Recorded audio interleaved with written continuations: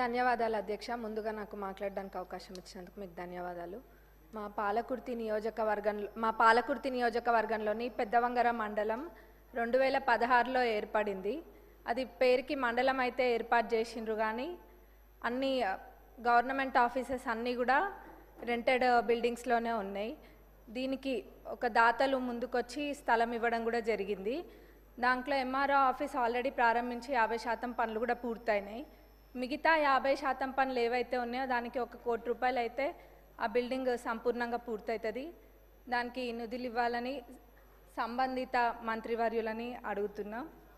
అట్లనే అదే స్థలంలో ఎంపీడీఓ ఆఫీసు నిర్మించడానికి కూడా ప్లేస్ ఉంది, కాబట్టి దానికి కూడా శాంక్షన్ ఇవ్వాలి, ఆ నిధులు కూడా ఇవ్వాలి. అక్కడ పోలీస్ స్టేషన్కి కూడా స్థలం లేదు. పోలీస్ స్టేషన్ కూడా రెంటెడ్ బిల్డింగ్లోనే ఉంటుంది, కాబట్టి పోలీస్ స్టేషన్కి కూడా స్థలము మరియు నిధులు ఇవ్వాలని కోరుకుంటున్నా ఇన్ఛార్జ్ మినిస్టర్ గారిని, అట్లనే సంబంధిత మంత్రివర్యులని కూడా. ఇంకా మా పాలకుర్తి నియోజకవర్గంలోని పాలకుర్తి మండల్లో బస్ స్టేషన్, ఆ బస్ స్టేషన్ అయితే ఎవరు పట్టించుకున్న నాదుడే లేడు ఇన్ని రోజులు. మొన్న ఒక పెద్ద యాక్సిడెంట్ జరిగింది, బస్సు లారీ 2 కూడా ఢీకొన్నాయి. అయితే అక్కడ ఒక పాలకుర్తి సెంటర్ అని ఉంటుంది, ఆ సెంటర్లోనే బస్ స్టాండ్ అనేది యూజ్ చేయకుండా ప్రయాణికులందరూ కూడా అక్కడనే బస్ ఎక్కుతారు. ఎప్పుడు కూడా ఆ బస్ స్టేషన్ అనేది యూజ్ చేయలేదు.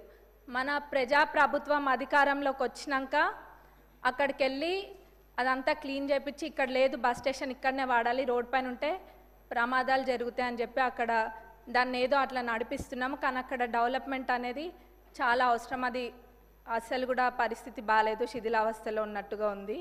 కానీ ఇప్పుడు ఏదో టెంపరీగా అయితే క్లీన్ చేసి పెయింటింగ్ అవన్నీ కూడా వేసిండ్రు. ఆ బస్ స్టేషన్ డెవలప్మెంట్కి నిధులు ఇవ్వాలని ట్రాన్స్పోర్ట్ మినిస్టర్ గారిని, ఇన్ఛార్జ్ మినిస్టర్ గారిని కూడా అడుగుతున్నా.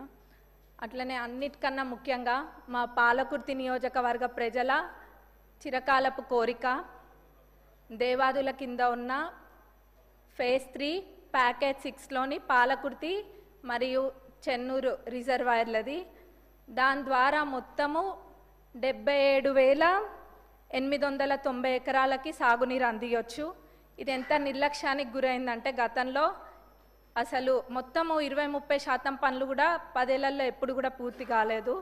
నేను గతంలో కూడా అడిగితే మన ఇరిగేషన్ మినిస్టర్ గారు సానుకూలంగా స్పందించి రివైజ్డ్ ఎస్టిమేట్ వేపిస్తే మొత్తం ఒక 1015 కోట్ల దాకా రివైజ్డ్ ఎస్టిమేట్ కూడా వచ్చింది.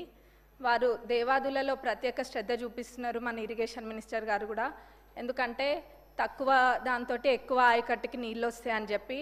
ప్రభుత్వం వచ్చినాక, మన ప్రజాప్రభుత్వం అధికారంలోకి వచ్చినాక అదే చేస్తున్నారు. ఎక్కడైనా కానీ తక్కువ ఖర్చుతోటి ఎక్కువ ఆయకట్టు ఎక్కువ వస్తుందో అట్లాంటి ప్రాజెక్టుల పైన దృష్టి పెట్టడం జరిగింది. అందులో మా పాలకుర్తి చెన్నూరు ఇది దేవాదులది కూడా ఉంది.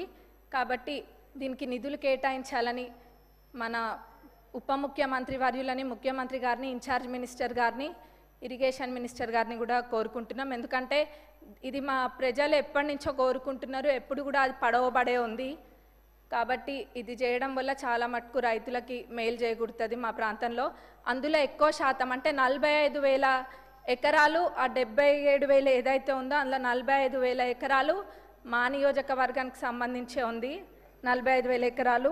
అట్లనే తుంగతుర్తిలో 13,277 ఎకరాలు, స్టేషన్ గన్పూర్లో 9,378 ఎకర్స్కి, అట్లనే వర్ధన్నపేటలో 10,180 ఎకరాలకు కూడా దీని ద్వారా సాగునీరు అందుతుంది. ఇది చాలా ఇంపార్టెంట్ ప్రాజెక్ట్ కాబట్టి దీనికి నిధులు కేటాయించాలని కోరుకుంటున్నాను.